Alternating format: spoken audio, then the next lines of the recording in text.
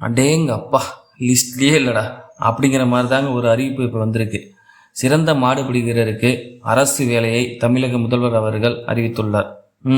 நம்ம தமிழர்களுடைய பாரம்பரியமிக்க வீர விளையாட்டான ஜல்லிக்கட்டு போட்டியில் சிறந்து விளங்கக்கூடிய மாடுபிடி வீரருக்கு முன்னுரிமை அடிப்படையில் அரசு வேலை வழங்கப்படும் என அறிவித்துள்ளார்.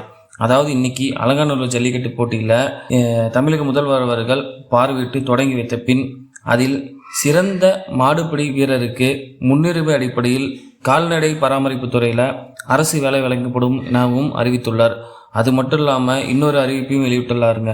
அலங்காநல்லூரில் 2 கோடியில் ஜல்லிக்கட்டு காளைகளுக்கு பயிற்சி மற்றும் உயர்தர சிகிச்சை மையம் அமைக்கப்படும் அப்படிங்கிற ஒரு அறிவிப்பையும் மேலும் இன்னைக்கு நடந்துட்டு இருக்க அலங்காநல்லூர் ஜல்லிக்கட்டு போட்டியில் கிட்டத்தட்ட 2 கோடி மதிப்புள்ள பரிசுகள் வழங்கப்படுவதாகவும் தெரிவிக்கப்பட்டுள்ளது.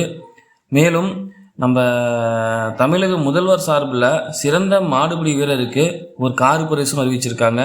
சிறந்த காளைகளுக்கு துணை முதல்வர் சார்பில் ஒரு டிராக்டர் பரிசும் அறிவிக்கப்பட்டுள்ளது. நன்றி.